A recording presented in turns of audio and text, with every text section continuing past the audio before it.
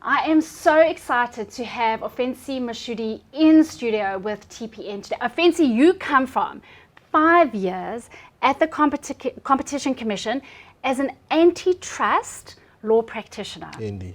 And now you are? With Fullard Meyer Morrison. Fullard Meyer Morrison, and they are partner attorneys, drafting attorneys for the TPN Commercial Lease Pack. Yes. You read it, right? I had to. You had to. That was my first activity, and that would explain why we're here today. And we're here today to talk about, actually we're here to talk about the exclusivity clauses in lease agreements, commercial lease agreements.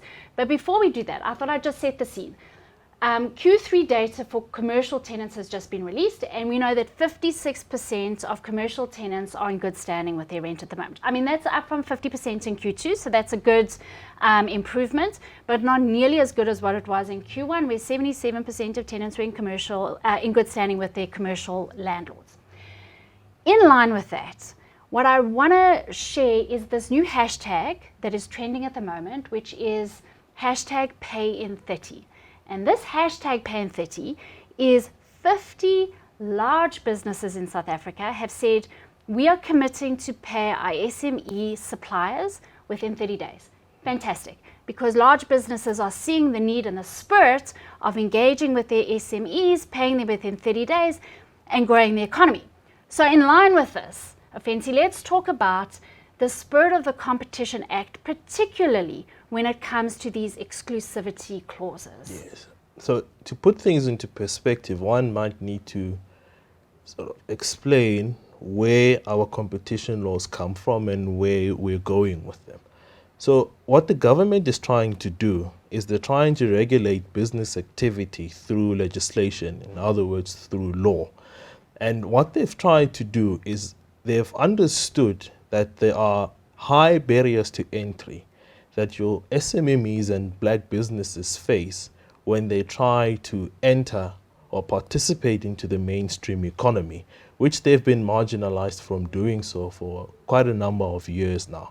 And what our competition laws primarily seek to achieve is they seek to dismantle anti-competitive behavior that impedes your SMMEs and black businesses, as it were, from competing in the mainstream economy. I know that you have some, you're deeply attached to the competition law, and I know that you've looked at this from both aspects.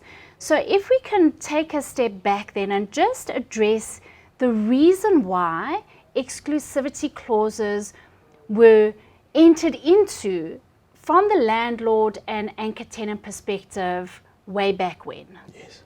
So as many people would have noticed, probably subconsciously, that whenever you enter a shopping center, you will find one grocery retailer, and if you're lucky, probably two at most. And that explains and that has shaped the relationship between landlords and grocery retailers for some time. And the reason why that is the case is a grocery retailer acts as an anchor tenant for the landlord. And the reason why that's important is, as you would know, everybody needs to buy groceries.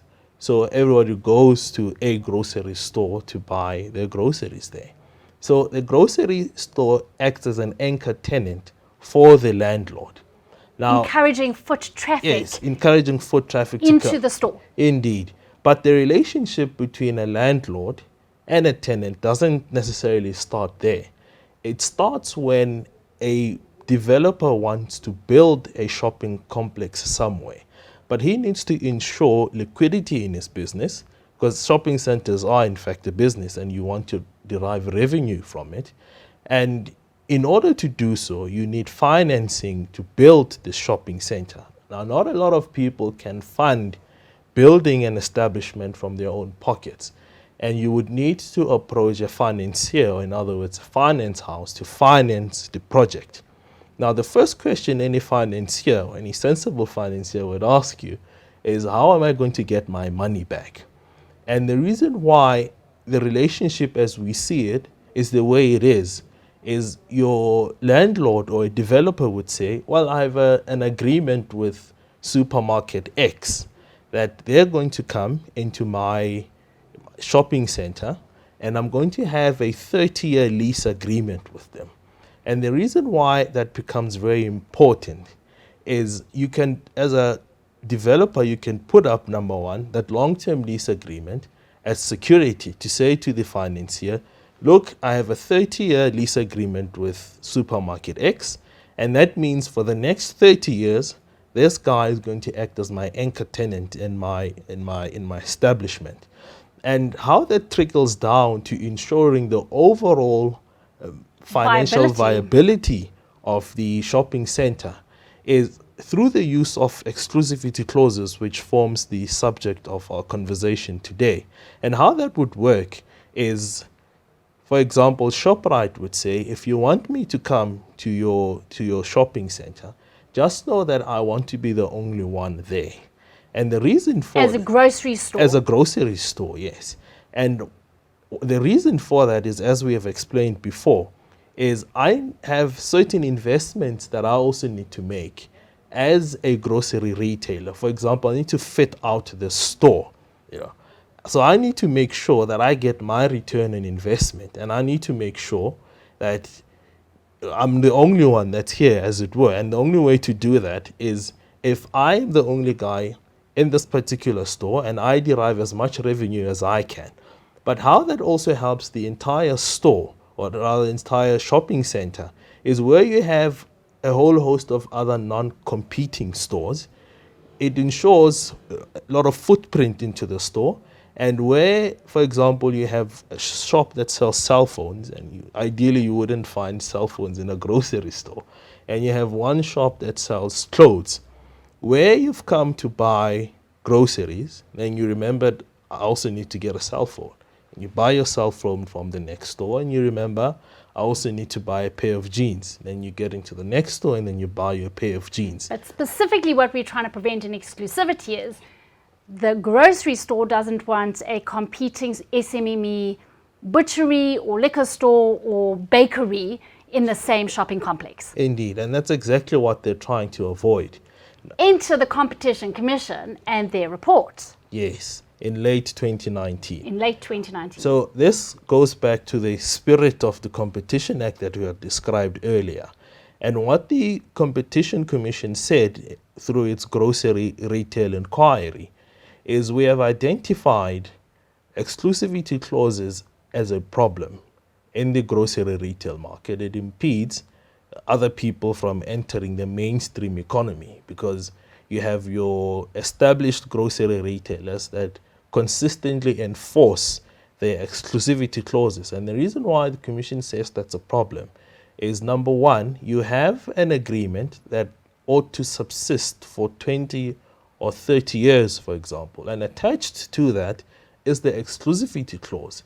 And that what that means is you will only have one grocery retailer in a particular shopping center for the next 30 years. But added to that is there is an option to renew.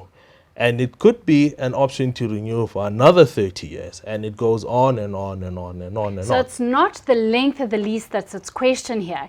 It's the length of the lease in combination with excluding other small businesses from getting into the complex, the shopping complex, and competing with the anchor tenants. And that is what you would call the anti-competitive effects of the lease agreement, because as you have correctly put it, it excludes everyone else from leasing or renting out premises in a particular shopping center. And as you could imagine, and as we have said just now, if the lease agreement runs for 30 years with an option to renew for another 30 years, then it means for the next 60 years, no one else is going to enter into that market. And you can imagine what that does to the local economy. And so I want to talk about the local economy here is really, really important. Yes. Because this was a report, yet it wasn't a ruling. So I want you to distinguish for us the difference between the Competition Commission and the Competition Tribunal. Yes. So how this scheme of the Act works, it has established the Competition Commission to be the investigatory body that makes all the investigations and then puts together what they call recommendations to the Competition Tribunal. And the Competition Tribunal would adjudicate on the Commission's findings to determine whether these findings are indeed anti-competitive or not. And to just illustrate with something that most people would be aware of, is you have your SAPS, which are your South African Police Service, then you have the National Prosecuting Authority, and you have our courts as we know them. And that's really the scheme of the Competition Act, but the distinction is your NPA and your police service in the context of the Competition Commission are merged into one.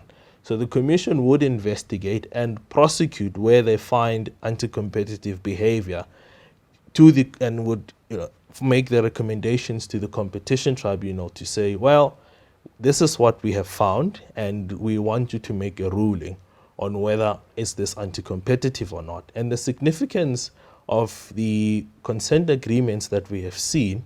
So consent agreements, yes. So if I can just take a step back, so you've got the Competition Commission who's issued a report. It hasn't yet gone to the tribunal, yes. But nevertheless, there have been consent agreements entered into by two anchor tenants, both Shoprite and Pick and Pay, yes. To varying degrees, where they have said, well, we will revisit our clauses. Yes. What have they decided? So just to take a step... Because this speaks to the spirit, doesn't it? Indeed it does. So just to take a slight step back. So the distinction in this situation and as far as a consent agreement is, and as you had pointed out, it's not a ruling of the Competition Tribunal. It emanates from the scheme of the grocery retail inquiry, and what the Commission did there, or rather what the inquiry recommended that the Commission do, because in as far as the terms of reference are concerned, it draws a distinction between the Commission and the inquiry. And what it had then done there is it had recommended that the Commission seek to conclude consent agreements with your major grocery retailers within 6 months. And this had culminated into the two consent agreements that we spoke about just now.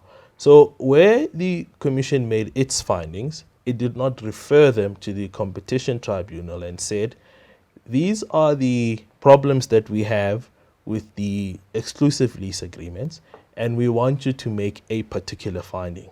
All that happened was Shoprite and Pick and Pay sat down with the Commission and they came to a settlement agreement, to put it lightly, and they said, this is what we will do.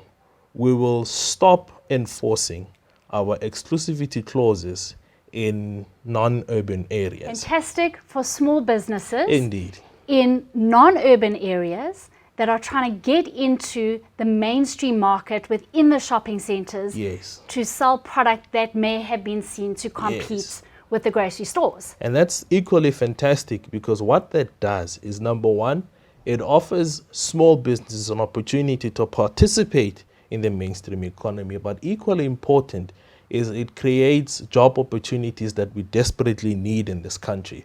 And I think your Pick and Pay and your Shoprite must be commended for recognizing the high barriers to entry that exclusive clauses tend to create in the market. And I think, like I said, they must be commended for that. Ofentse, thank you so much for participating. Thank you for having me. It's been such fun having you chat about exclusivity clauses. I've learned a lot about the competition law today, as I'm sure our viewers have. And we're going to be seeing a lot more of you. Indeed. In terms of all of our future commercial lease pack releases. In the meantime, folks, please do click on the link in the description below for access to the shop, where you can download the latest versions of the commercial TPN lease pack.